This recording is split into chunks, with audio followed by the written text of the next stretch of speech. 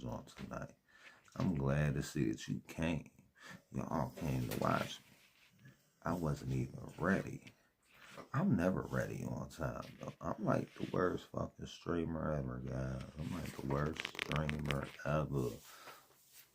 We got some videos we're going to be reviewing tonight. We're going to be reading some stuff, you know. As always, we're going to run this first video. Who do you think the best replacement would be? Because I know you're a Republican, but New York City is largely a blue city. So A, who do you think the best replacement would be? B, do you think realistically a Republican would get reelected? And C, last week I spoke to Melissa DeRosa, who served in the Cuomo administration, and she said, in light of the Adams news, he had not yet been indicted, that her phone was ringing off the hook about calls for Governor Cuomo to run for mayor. What do you think of that? Well, I don't. Oh, and then they just fire him because he was doing some funny stuff. Why would they bring him back? I'm so confused. See how it helps the city of New York to replace someone who resigns in disgrace with somebody else who resigned in disgrace. I think we need to look and search outside the box. I ran for. So did Eric Adams actually resign? Let me see. Public office is a privilege. We allege that Mayor Adams abused that privilege and broke the law. New York City Mayor Eric Adams has been hit with federal charges including corruption, bribery, and wire fraud. But he says he's not going down without a fight. NBC4's McCollum Medina joins us live in. So they about to lock him up? Are they going to lock up the New York City mayor? First Diddy, then this. Who they going to lock up next? With the charges and Adams' reaction to all of this. Yeah, the mayor says he has followed the law and he is not stepping down. That 57-page indictment was unsealed this morning, accusing the mayor of wire fraud, bribery by receiving campaign donations by foreign nationals that has ties to the countries of Turkey. Yeah, rings of We fire are not and shit. surprised. We expected this. A defiant Mayor Eric Adams, surrounded by supporters. So, like, I'm just confused. Why he going to jail. That's crazy. On them to withhold judgment until they hear his defense to the sprawling indictment leveled by the feds, who say Adams engaged in wrongdoing and he knew it. As we allege, Mayor Adams. Hold on, is wrongdoing against the law now though? Like, These contributions, even though I've never heard of like a criminal statute for wrongdoing. he knew they were illegal. And even though he knew these contributions were attempts by a Turkish government official and Turkish businessmen to buy influence with him. The indictment alleges Adams sought and accepted luxury international travel and hotel stays in Istanbul in 2017 when Adams was a candidate for mayor and did not disclose it as is required by an elected official. The indictment says as Adams' prominence grew, they sought to cash in on their corrupt relationship with Adams, particularly when in 2021 it became clear that Adams would become New York City's mayor. The indictment says Adams agreed, providing favorable treatment in exchange for the illicit benefits he received. Based on what I read. So basically, they said he just breaking all the laws, guys. They said he just like, oh, you can pay him. You could pay him and he won't do something. It's clear that if it's you gotta pay him a lot of money, though. I know I don't violate the campaign. That's right. If it's foreign donors, I know I don't take money from foreign donors. The indictment comes after several high-profile officials in Adams' administration have resigned, including the city's police commissioner, top lawyer, as well as the school's chancellor. NBC4 New York's I-Team has been reporting on the 4 federal probes targeting Adams and his administration. The mayor says he will not step down. From here, my attorneys will take care of the case so I can take care of the city. My day-to-day will not change. I will continue to do the job for 8.3 million New Yorkers that I was elected to do. Several New York elected officials have already called for Adams to resign. That includes Congresswoman Alexandra Ocasio-Cortez, the city comptroller. But the most powerful political figures in New York, Senator Chuck Schumer, House Leader Jeffries, as well as the governor of New York, have not called for his resignation. I don't never be seeing that in them other joints. I'm McCollum Medina. Back. Oh shit. We're gonna play this next video now. From the post-millennial, Police attacked during illegal street racing Ring of Fire in Center City, Philadelphia. Congratulations. Yo, that shit sound fun. I wish I would have been there. Every time there's something fun going on, I'm just away somewhere.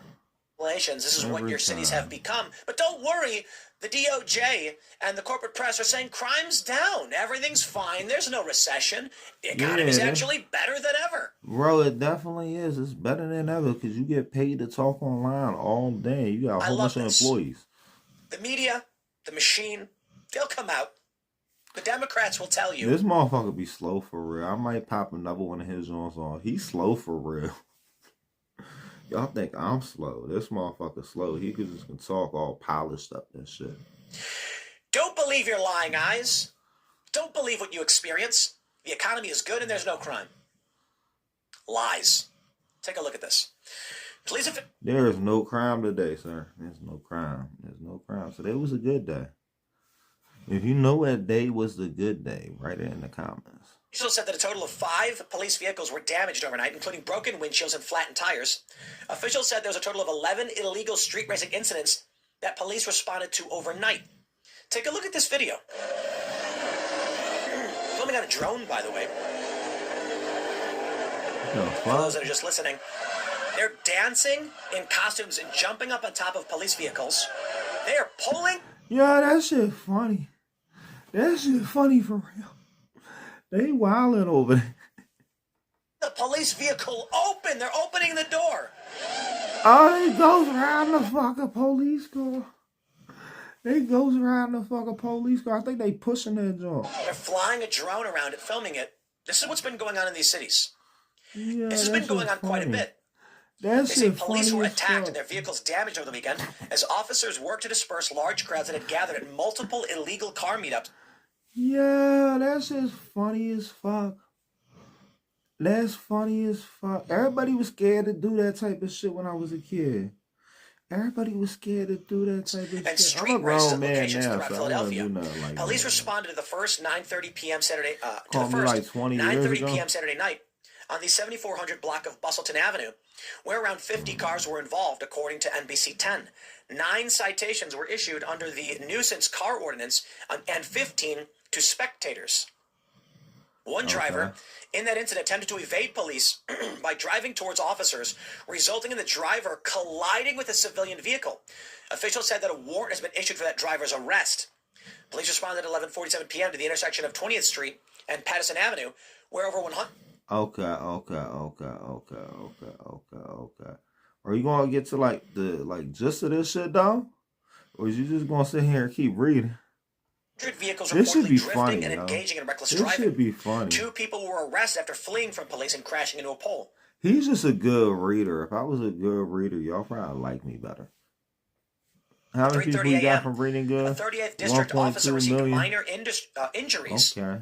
while responding to Just an off of assistance reading call some after his shit. He vehicle doing was the same struck shit by I another be car doing. fleeing the scene. At 4 a.m., police responded to a group of over 200 cars at the intersection of Island and Bartram Avenues, where the drivers were involved in drag racing and drifting. At this incident, officers were attacked and a police vehicle damaged. Just over half an hour later at 4:33, I can't keep reading this. We get it. Holy crap.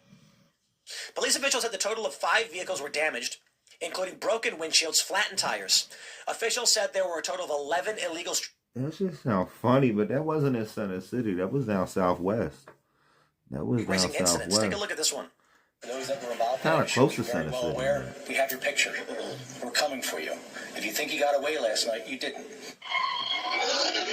Yeah, because they had their drones up in the air. They're like, we going to catch you. We going to catch you while you're by yourself. Shit funny.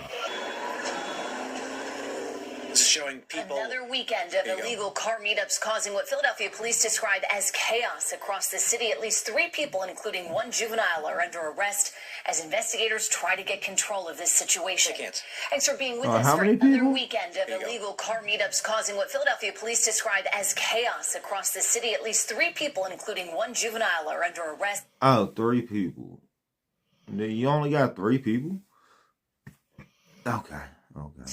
As investigators try to get control of this situation. They can't. Thanks for being with us for NBC 10 News at 6. I'm Rosemary Connors. As it was happening, those involved actually lit a ring of fire in the middle of the road as they blocked traffic. Investigators tell us this was just one of 11 total incidents involving illegal street racing last night from Bustleton Avenue in the northeast all the way to Bartram Gardens in southwest. 6 of those incidents. Oh, so they like drove through the whole city. Flamethrowers. That's insane. No, they drove through the center of it. How the fuck do you race down there? Well, I guess you can. And then, like, there's a bunch of people on the other side. I'm just confused. I feel like there's a lot more to this. There's a lot more to this that they ain't telling you. Because ain't nobody driving all the way from northeast down to southwest racing. Like, that's like almost a 2-hour drive at certain times a day. Like, is you saying like they just raced down 95 real quick when it was clear? And then that don't sound like street racing. So maybe they went straight down 95. Hold on, I want to see what they said again. From Bustleton Avenue in the northeast all the way to Bartram Gardens in southwest. 6 of the... Okay, they went straight down 95. So it's not that crazy. They went from 95 to 76. It wasn't like one highway to the next highway. This sounds like it's crazy, but it really ain't. It really ain't. Okay, if it was open, I don't see how. How do you get caught? How fucking fast was they going? Cause like when that shit moving, everybody doing like, I say like at least 80. That joint, they get busy on them joints. I say like at least 80. You don't want to do 60 on the E-way. These incidents, they say, were violent and included flamethrowers, setting off Flamethrowers? And starting... Yo, what the fuck? Yeah, but that ain't the craziest shit I done heard. Flamethrower ain't the craziest shit I heard, but do they really have flamethrowers? Or like, they make one? Fires in trash cans, Philadelphia... And we're going Mad Max. Like, we are going full Mad Max. These people don't care about your laws. They don't care about our country or society. What the fuck you mean, these people? This dude a whole racist. They have no scruples. They have no honor. They don't care. And I don't know what to tell you, man. I think it has to do with cultural fragmentation. That these people live on social media in this group. And they're going to earn their cred by engaging in this behavior. So, if they make a video where they're like, I went to church today, ain't nobody going to care. They're not going to get any high fives or likes or make money. But if they make a video where they do this, they're going viral, baby. This is why we see the nuisance live streamers. Social breakdown. Have you seen the videos where the people go to Walmart, take gallons of milk and splash it all over themselves and then scream nonsense? Because they get clicks. They get views. Bro, who the fuck doing that? Is that what you was doing? Is that how you got famous? Is that how you got YouTube famous, bro? Was you spilling fucking milk on you? He looked like somebody that spilled milk on himself. Now, I gotta be honest. I think it's our adversaries funding and funneling this stuff. TikTok, of course, we get it. Why promote this insane degeneracy? Why does YouTube allow nuisance YouTubers and streamers? I think, I believe in free speech insofar as it pertains to political opinion and expression. But the idea that you could film yourself committing a crime and publish it and get away with it? Nah, none of that. There's one dude, he's like a teenager. He hired a bodyguard. He goes around harassing people, and anybody who tries to stop him, the bodyguard gets in their face. Yo, that's funny, though. I feel like that's you, though. But that's funny. That should sound funny as fuck. I'm going to tell you right now. You come to my neighborhood harassing people, breaking the law, your bodyguard ain't doing nothing for you. We're in West Virginia, man. Ain't nobody going to screw around. But this is what they do. What? Bro, ain't that what a girl was shitting on herself at? Wasn't she shitting on herself in West Virginia? Wasn't there some girl shitting on herself in West Virginia? What is he talking about? And these social media platforms allow it. This is what you're going to get. You're going to get more of this. They're going to post these videos, and what's going to happen is there's going to be people who engage in it, and then someone else posts the video, And the person who did the drifting or the Ring of Fire, they're not going to get caught because they didn't publish the video. And the person who published the video is just going to be like, hey, man, all I did was witness this and film it. Basically. This is what they're telling us right now. Look at this. The New York Times has... Yeah, basically. Murder in the U.S. continues to steep decline. Murder in U.S. continues steep decline, FBI reports. Homicides fell 11.6% nationwide. We off you, bro. We on to the next one. Say suggestion via Discord. I want to watch. Is they got the most whole gangster politician ever, Cassius Marcellus Clay, and this is coming from the channel channel of of the Fat Electrician. Bro, was Cassius Marcellus Clay gangster though? I don't know.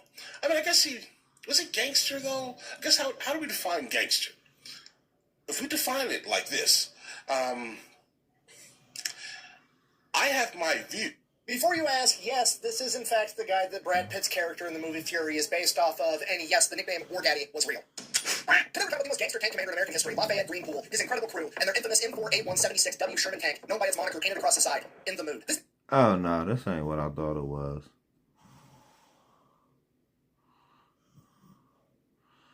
Where his on at?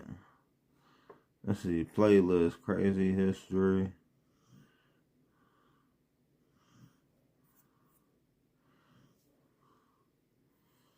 Military jam. We just gonna go to the regular joint. Fuck, how we get back to him? Okay. Okay, I want to see this video unedited.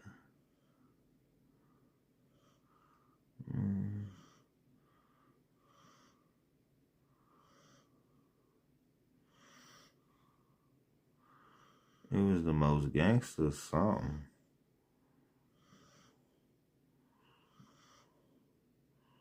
Americans.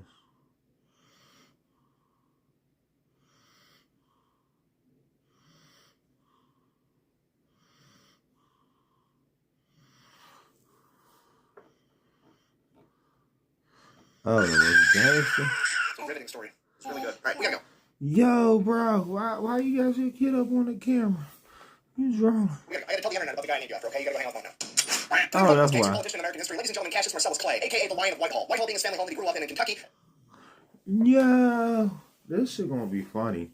This shit This is the son funny. of one of the richest slave owners in all of America. While going to college at Yale to become a lawyer, he would attend a speech from a famous abolitionist by the name of William Lloyd Garrison, and that speech would change the entire trajectory of Cassius Clay's life as well as American history. It is at that moment that Cassius Clay decided he was not only going to be quietly opposed to slavery, but that he was actively going to fight against it. He would be set down the path to become the most influential abolitionist of all time. Oh god, forgot to do the ad. Hold on. Sorry for bothering the video. Real quick, this video is brought to you by the biggest sponsor of the channel and my favorite sporting goods store, Shields. They've got over 30 retail locations across the United States and an even better online store that We not.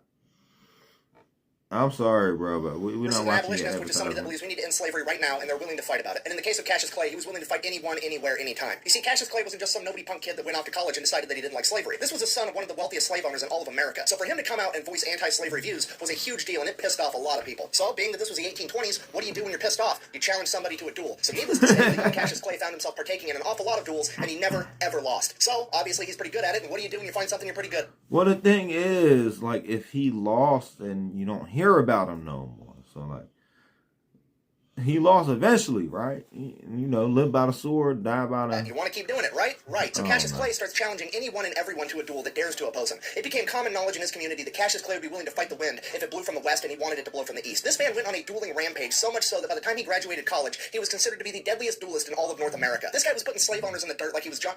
Oh, hold on. Hold on, bro. So he was dueling people in college? So that's what used to happen back in the day, you in college. So fucking these little white kids been shooting up schools for a long time. A long fucking time. Planting fucking trees. He became known as the deadliest abolitionist of all time. So he graduates from college, goes back home as a lawyer. Shortly after that is... So he was the original school shooter. That's what we found out. He was the original school shooter. Father passes away and leaves everything to Cassius Clay. Cassius Clay immediately frees all of his father's slaves, costing himself $40,000, which is roughly $2 million today. And then he even gives some of the slaves land and money on top of it, absolutely infuriating the pro-slavery people in Kentucky. So what do you do when half the local population hates your guts? You run for public office, and that's exactly what Cassius Clay did. He served in the Kentucky state legislature from 1835.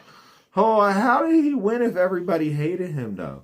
That's what some of this ain't making sense to me. 1841, and then finally lost his re-election, to which the pro-slavery crowd breathed a huge sigh of relief because they finally defeated Cassius Clay, or so they thought. Clay immediately starts traveling the country, giving amazing anti-slavery speeches, winning over hearts and minds, and this absolutely infuriates the pro-slavery people because they don't know how to stop him. You can't legally stop a guy from talking to people that want to listen to him, and they can't legally kill Cassius Clay in a duel because he's the best duelist on earth. What do? You've got to illegally kill him. The problem...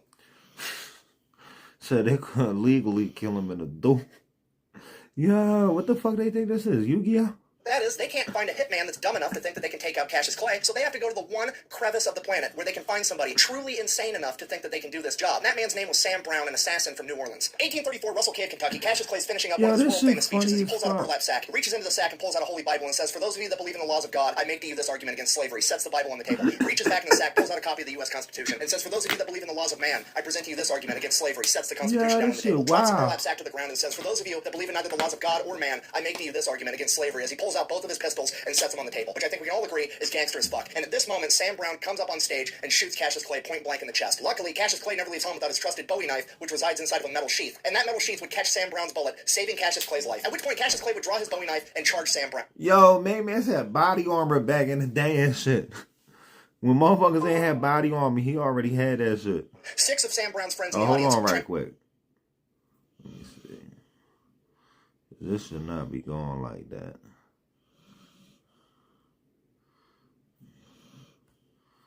Yeah, that phone shouldn't have got a notification. Stop Cassius Clay. He would fight his way through all 6 of them, making his way to Sam Brown, promptly stabbing him in the chest, and then turning him into a Mr. Potato Head by cutting off his nose, lopping off his ear, and gouging out one of his eyes. Then the 6 men recovered and were able to peel Clay off of him. Not knowing what to do, knowing they couldn't stop Cassius Clay forever, they panicked, probably for fear that Cassius Clay was going to start shoving this guy's facial features up his ass next. They did the only thing they could come up with to get the two apart. They picked up their friend Sam Brown, threw him over a 7-foot-high stone wall. He fell down an embankment into a creek bed to finally get Cassius Clay away from him. Somehow, Sam Brown survived, but not only was he lucky for that, he was also dumb as fuck because he then decided to take Cassius Clay to court because apparently, after Cassius Clay stabbed him the first time, they were even on the whole assassination attempt thing. So hold on. If you try to kill me, you gonna sue me? First you try to kill me, now you try to sue me. Y'all wildin'. So Cassius Clay should go to prison for mayhem. So Cassius Clay calls upon his older cousin, one of the best lawyers on the planet that had never lost an open court with over 40 years of experience, Henry Clay. Henry Clay goes into court and his entire defense for his cousin is, and I quote, "Your Honor, this is just standard behavior for a Kentuckian." And the judge is just like, "You're innocent. Free to go. That's it. Best court case ever." He walks in and just goes, "I thought this was America. Huh? Isn't this America? I'm sorry, I thought this was America." So after Cassius Clay was found innocent, Henry Clay decides that he's going to run for president, and Cassius is going to help him campaign. Cassius is going to tour the country, giving speeches, saying, "Hey, vote for my cousin." Here's a rule with that. Henry Clay told him he's only allowed to tour the northern state. Yeah, this video funny as fuck. This video's funny as fuck. Because he's actually legitimately concerned that if he sends Cassius to the South, he's going to shoot so many fucking slave owners in duels that it could be considered voter fraud. So Henry Clay ends up losing the presidential election, and Cassius moves on to his next life adventure, which is becoming an author and writing anti-slavery news articles. The problem with that was none of the newspapers were willing to publish him, so he says, "Fuck you, I'll start my own newspaper, The True American." Now, as I'm sure you can imagine, starting an anti-slavery newspaper in fucking Kentucky and... Oh, he started his own newspaper. That's some dedication. That's some work right there, to start your own newspaper. 1845 was not very popular, and his business would receive death threats pretty much every day, some of which were written in blood. So Cassius Clay, in true Cassius Clay fashion, says, "Fuck it, I guess we're gonna fight about it." He then proceeds to up-armor his entire business and his printing office. He covers the entire front of the office in a large iron sheet, he installs several cannons down corridors, stocks the entire thing with loaded guns, and rigs it to explode. Here's the thing, he also doesn't expect his employees to fight to the death for him, so he installs an escape hatch and instructs them to escape if anything goes down, because he's gonna fight the entire mob by himself. How's he gonna do that? As soon as you walk in the only door to get into that printing office, you find yourself in a long, narrow corridor with iron on each side, just wide enough for a single man to get through. Cassius Clay is going to stand in that narrow corridor and fight the entire... That shit fucking wild, guys. That shit wild as fuck. Yeah, that shit wild as fuck, guys. This one got me paused.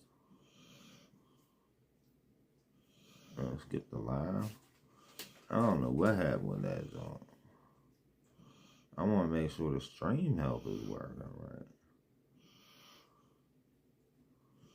Oh, it's because this one's still trying to play. That one never stopped. That's weird. Okay. I don't know, guys. I don't know.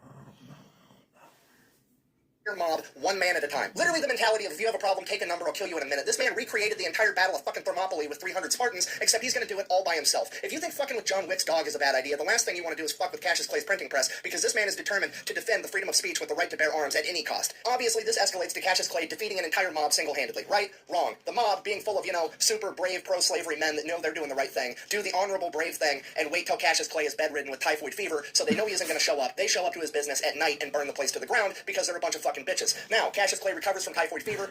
Yeah, hold on. My man was a gangster for real, though. He was a gangster. He was a gangster.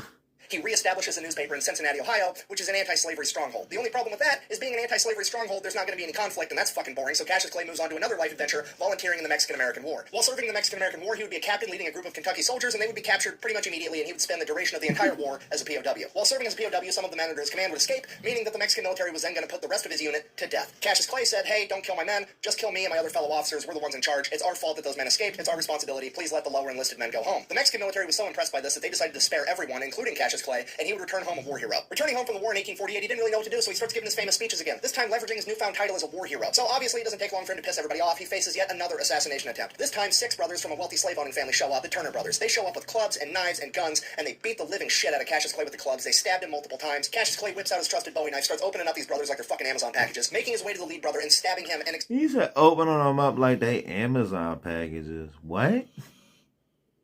This dude good with some metaphors. I might want to watch some of his other videos. excessive amount of times. We don't know how many times, but we do know it was a lifetime supply. Killing the lead brother, ending the assassination attempt, Cassius Clay would fall to the ground, nearly dead, and this would be the closest anybody ever came to actually killing Cassius Clay. When he was asked about it later on in life, all he said was, I felt the utmost indignation, which translates to, I was fucking annoyed. This man almost died from an assassination attempt, and he said, I was fucking annoyed. He said, has the same attitude towards it that I have kill towards fucking fruit flies, okay? This dude is so metal, he deserves his own spot on the periodic table of elements. Cassius Clay then makes a full recovery from his injuries, starts giving his speeches again. 1853, he donates a large chunk of his land to John Fee, who uses it to found Berea College, the first co-educational and multiracial college in the South ever. Fast forward to 1860, Cassius Clay is giving speeches in Illinois, where he meets a politician by the name of Abraham Lincoln, and they get along great. Cassius Clay is then slotted to become Abraham Lincoln's vice president. However, he's a little bit too Cassius Clay to be an actual big-name politician like that, so they give the job to Hannibal Hamlin, and Cassius Clay becomes the ambassador to Russia. 1861 rolls around, the Civil War breaks out, Cassius Clay is in Russia. Cassius Clay not only convinces Russia to not side with the Confederates. So, hold on, we've been beefing with Russia for that long? We've been beefing with Russia for like 300 years. That's crazy. But he convinces Russia to tell Great Britain and France that if they so much as recognize the Confederacy, Russia will go to war with them. And this was a humongous step that nobody talks about in the winning of the Civil War. And it is 100% because of Cassius Clay. Fast forward to 1862, Abraham Lincoln wants to appoint Clay a major general in the Union Army. Cassius Clay publicly refuses the President of the United States, saying that he's not going to do it until the President signs the Emancipation Proclamation freeing the slaves of the South. Cassius Clay is literally the man that bullied Abraham Lincoln into prematurely signing the Emancipation Proclamation. You said he was trying to bully everybody, though. But that's my mans. He was funny as fuck, but that's my mans, guys. That's my mans. He was funny as fuck. Before he wanted to, and nobody talks about it. Fast forward again to 1865, the Union wins the Great American Scrimmage, the slaves are freed. Cassius Clay has achieved his lifelong goal at the age of 55, bringing an end to slavery in the United States of America. He then goes back to Russia again to serve as ambassador until 1869, and while he is there, he helps to broker the purchase of Alaska. This man is probably the most influential person in American history that you've never heard of. After returning home from Russia, Cassius Clay would live out the rest of his days in Whitehall until the age of 80 years old, where he would be declared clinically insane, in hindsight most likely due to a severe amount of PTSD, as well as potentially dementia. He didn't die from it, he lived on for quite a bit longer. He just picked up a new hobby of fucking with the local sheriff because he was crazy now. Over the course of the next decade, Clay and the sheriff would have multiple run-ins that would be... But I thought you said he was in this. Oh, so they let him out there saying asylum, I guess. I don't know. Included when the sheriff and 7 deputies were repelled from Whitehall when Clay utilized his home defense cannon that he had at the top of his stairwell. At that point, the local sheriff would inform the Hold on. Bro had a cannon in his house. So there was a crazy dude. Y'all knew he was crazy. And you knew he had a cannon at his house. Y'all tried to arrest him and he pulled out a cannon. Where the fuck he you would get a not be cannon returning to from? Whitehall to tangle with Cassius Clay anymore unless the judge was willing to dispatch an entire company of the local militia to accommodate him. Then in 1900, 2 men would break into Whitehall, and Cassius Clay at the age of 89 would manage to kill both of them, one by gunshot and one, yet again, with his trusted Bowie knife. Then, but how big of a company? Yo, he was offing people. in 1903, at the age of 92, Cassius Clay would die of natural causes, or as they called it back then, general exhaustion, which is the most gangster way on the planet to go out. Literally just, I'm tired now, peace, and then he left. I'm pretty tired. Yo, this video was wild. This video was wild, guys. It was funny, though. Alright, let's see. What else we gonna put on here? We gonna find something else, guys. Arizona Tea is the most gangster beverage company on earth. Oh, they said Diddy's too scared to eat. All right, everybody, welcome. We are here in Nashville, Tennessee, and I got my good friend Ian Bick with me. We are here to talk about the facility where they're actually holding Diddy right now. And I had Ian come on here because Ian has actually been inside that facility, so he knows a little bit about that facility. What we're going to be talking about right now is the fact that... So hold on. Why was you on that block? Why you know about what was going on over there, bro? What was you doing in that facility that Diddy was at? Hold up. I don't want to say that, but you said you was in a facility with him. Diddy didn't eat for the first 7 or 8 days that he was locked up in this facility. And if you know, you know. If you've been locked up and you're paranoid and you know exactly what's going on, you know. But I know a lot of people at home don't. Diddy is worried that he might be getting poisoned. So I'm going to be talking to Ian Bick about this. Everybody ready? Buckle up. Let's go!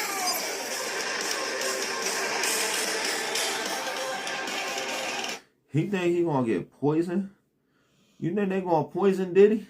Ian, welcome, man. Glad to have you here today. Thanks for having me. I feel like I'm an official prison consultant now. Yeah, you definitely are, bro. That's what we're doing today. And I'm sorry I'm yelling into your microphone. I see a little spittle right here, but we gonna live. We gonna live. My ear, it's crazy being right here in person with the yelling. Yeah, well, no, you know, it's really cool to be here with you and having the whole live studio set up, man. This is cool that you got this portable, bro. I'm really proud of you. So let's talk about this facility. What facility is Diddy housed in right now? And give us your experience as to why you went there and what it was like for you real quick. So I spent 4 months in MDC, where Diddy's at. That's a Metropolitan Detention Center in Brooklyn, New York. The counterpart to that was a Manhattan Correctional Facility, where, you know, Epstein was there. A lot of other, like, cartel guys like El Chapo and whatnot. That facility is now closed. I imagine Diddy would have been at the Manhattan Correctional Facility because he was charged out of that district if it was open, but they closed it because of corruption, which we're going to get into. I was in MDC because after I got sentenced, that's where you go when you're on the East Coast. Is kind of like a hub for awaiting transit to your federal facility, or it could be where you're awaiting trial. That's like the New York area or New Jersey if you're awaiting trial. Yeah, this is crazy. But you said it's like a pre-trial place, so... Alright, that make a little bit of sense. It's a pre-trial spot. Awaiting sentencing, like Diddy is right now. He's awaiting a trial, a court date, and he doesn't have bond, so he's at the MDC, and that's basically like a tower building, like where R. Kelly was held in Chicago. We were just talking about MCC. It's a large tower. It's one of these detention centers are extremely secure, one of the most secure federal prisons in the country. These detention centers, there's no breaking out of it. You're all the way up in this tower that overlooks. I think there's a bridge you can see. The windows are very small. There's bars on the windows. On the way bottom of the basement is like the R&D, the receiving area where inmates get bussed in and processed, and then you're going up to the different floors, and there are also women held in that building, just on a different floor as well. Yeah, so I've been to the one in Portland, the Multnomah County Detention Center, and it's one of those like high-rise detention centers. Those things are serious as a heart attack. So the counterpart to that got shut down because that's literally where Epstein got Epstein, and it was shut down due to corruption. Is the one that Diddy's in right now? Do you think? Did you see any signs of corruption when you were there? I mean, yeah, the Department of Justice runs all, and the BOP Oh, that's a specifically. good way to They did a end whole this. watchdog for the Department of Justice, shut down the Might Manhattan make Correctional that the Facility because of last corruption. one. And those are federal employees, BOP employees. They're all corrupt. It's the same system. Like when I can tell you, any federal prison I was in, there is always a guard that's willing to get paid to smuggle in contraband, get special treatment. If you're already in federal prison, it's powerful. Now the court system's separate, which is why Diddy can't pay $50 million to get out. That's a different jurisdiction. But once you're in the custody of the marshals, the federal prison system, that is way more accessible to access corruption. Absolutely. And so there's been a lot of alleged ties for years to Diddy with the NYPD. They said Diddy can't stop, won't stop. It's also been stated over and over again for decades now Don't that Diddy is a stop, federal informant. And we know that he's been recording tapes at these freak-offs where he'll have people come in, he Cosby's their drink, and next thing they know, they wake up with a wet booty hole and it's all wallered out and they're hurting and everything, and they don't know what he's taped. And a lot of the time, he's taped dudes just running through celebrities or politicians, stuff like that. That's the running theory on all of this. We haven't gotten the tapes, but it does fit his MO with what he's been doing. What? Yo, that'd be crazy. Do you guys believe that? Females and particularly males. He's been watering out dudes for a long time, paying to have them brought across state lines, all of this stuff wrapped up. But I think that he has been working with people on such a high level, especially in New York City. New York City officials, people within the NYPD, feds. And I think that they raided and went and got his tapes. I think that a bunch of those tapes disappeared. I would be really shocked if they didn't. And I don't have proof to back this up. So everybody at home, this is what my theory is. And it's a very educated guess at this point. And I would think that he would probably be very, very concerned that he was going to end up just like Epstein. Like, that's a very valid concern for somebody who's been playing such a dirty game with powerful people for so long, who just got dethroned. They just took him completely off the map as far as having any type of protection other than being in protective custody. And I'm going to tell you this right now, there's no safe spaces in prison.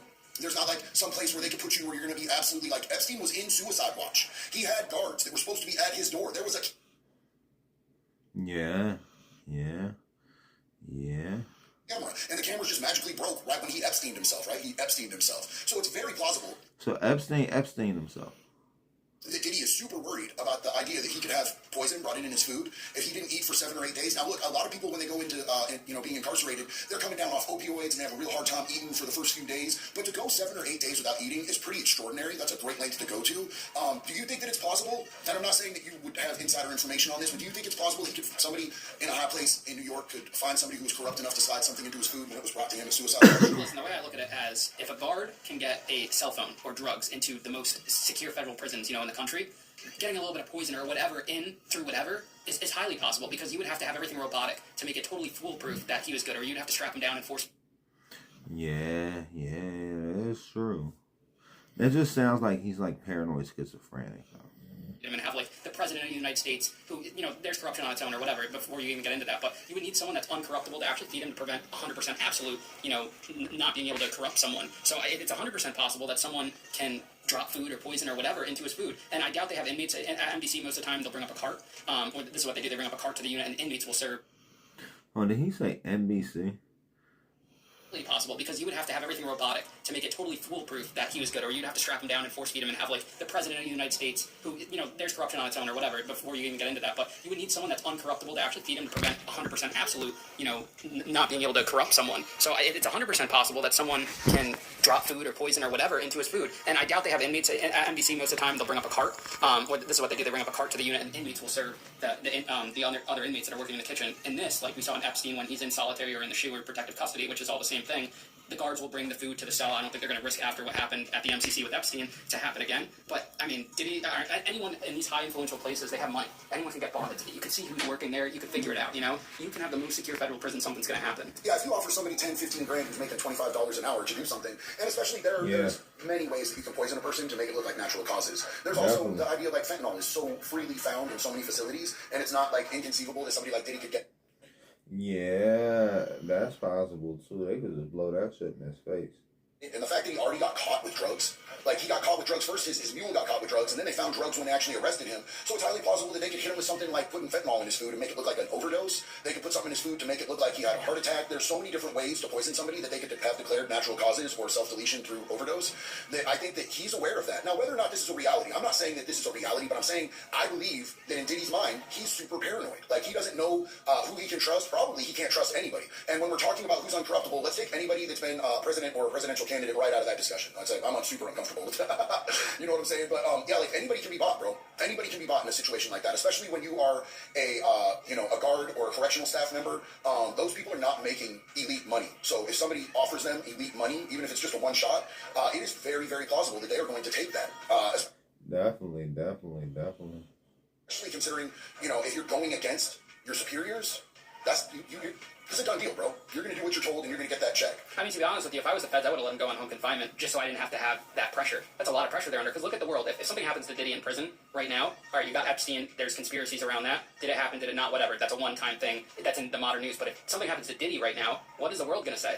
I think that they also felt a lot of pressure not to make it look like he was getting preferential treatment, especially with some of his ties to people in that area that are, high-up officials and work in law enforcement. It's literally been pretty much established that he had members of the NYPD doing his dirt for him in a lot of cases. So I think they really wanted to separate themselves from him as much as they could. Then you also have to consider the liability of if they put him on home confinement and he wallers out another couple dudes and they come forward, or more women get assaulted, then there's liability on both sides that they have to weigh with that. But for them to turn down $50 million home confinement, having a log of all visitors, him not being able to even contact by phone anyone except immediate family, they really proved the point that they weren't giving him any preferential treatment on this one. It's a lose-lose situation.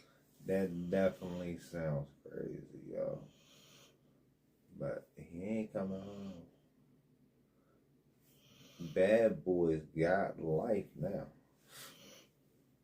Either way, they're in a tough spot, but at least this way they know that they've got him locked down and he's not going to disappear. Because if you have unlimited resources as far as money, I mean, they're not unlimited, but when you put the B on the million, you can get a lot of shit done if you want to disappear. So, I think that this probably was the safest bet. And for public eye, as far as like the public... I was surprised he ain't just make himself disappear. Because he got enough money to just disappear. So, like, I wonder if he knows he's innocent. If that sounds crazy. Because he could have just disappeared. Because you know that the court of public opinion is going to going to be all over this straight from Jump Street. We've been talking about this long before he was indicted. We've been talking about this before he got raided here on this channel, because all these lawsuits are so damning, and there's so much evidence from the shit with Cassie, the shit with little. Basically. Okay, guys. We're going to get the other jump up on the stream.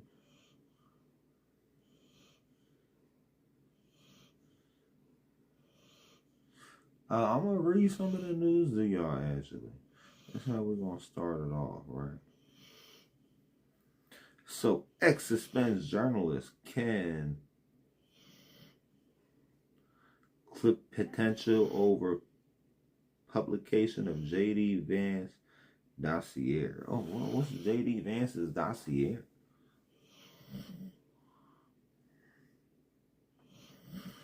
Ex-suspended journalist.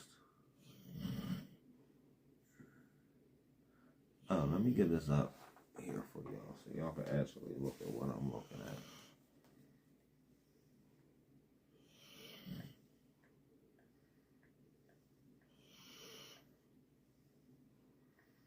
Yeah, I might make it a little bigger for y'all.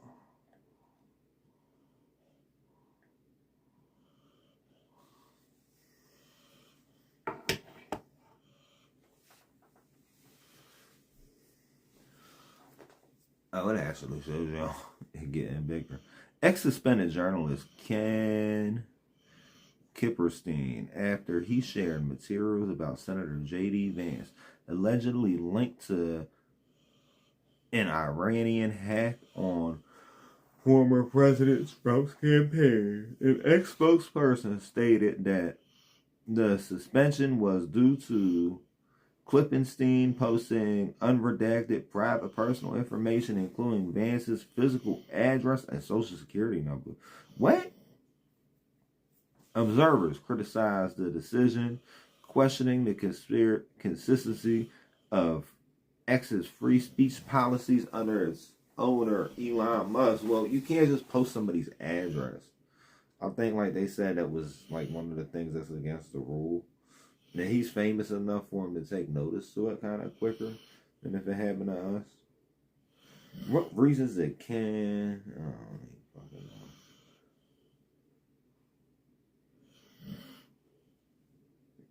We're going to look at these blind spots, guys.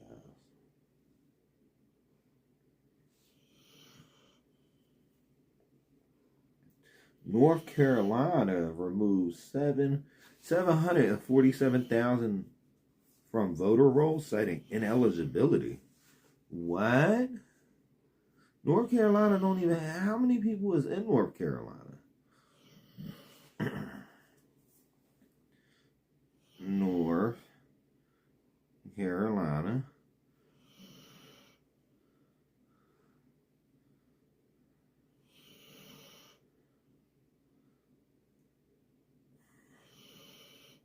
Population. Oh, they got 10 million. But still, they took like 1 million voters off. Like, how many voters do they got? North Carolina removed 747,000 from voter rolls, citing ineligibility. North Carolina State Board of Elections removed 747,000 people from the voter rolls over 20 months due to ineligibility, as announced Thursday. Reasons for removal include address changes, lack of participation in elections, deaths, and felony convictions. The removal process is part of a routine maintenance required by federal law, with non-registrants flagged as foreign nationals. You would have them, they'll probably have you thinking there's a bunch more. That's a lot of people to get removed from the rolls, though, one time. A lot of fucking people.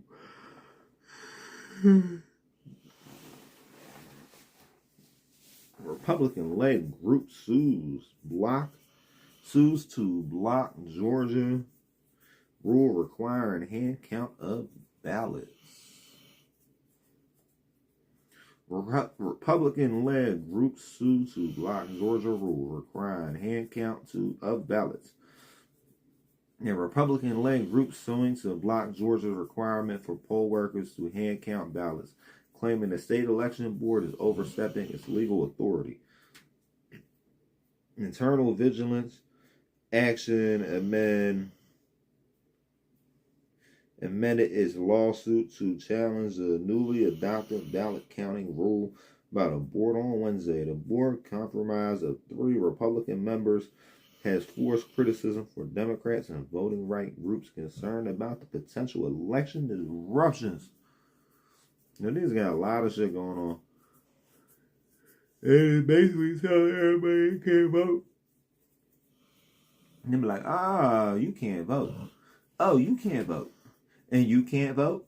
And you're not allowed to vote. And you're not allowed to vote. Hillary Clinton defends deplorable comment, attacks Trump supporters. Hillary Clinton stated, many Trump supporters embody racism and bigotry, calling them a basket of deplorables in her 2016 comment. Clinton now believes the term deplorable is too kind for the hate seen from some Trump supporters. She expressed that her 2016 comment revealed an important truth about the extremism observed since then. Okay, is there anything else about this? Clinton doubled down on deplorable comment, says, too kind of a word. Hillary Clinton doubled down this week on calling half of former President Donald Trump's supporters a basket of deplorables. So they're deplorable. What does deplorable mean, though? I don't even want to look that shit up. That'd be something crazy. That just sounds like something crazy. That just sounds like it's not one of them words you want to look at. Alright, guys. I've been on here long enough. I gotta go to sleep. Everybody have a good night. I'll probably try to start getting on here a bit earlier, maybe. I don't know. We'll find out as time goes on. But until then, everybody. Oh, let me turn this joint on first.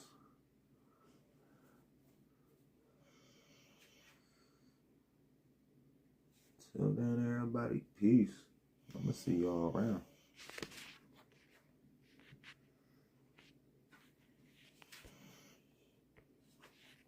Now, what is going on here?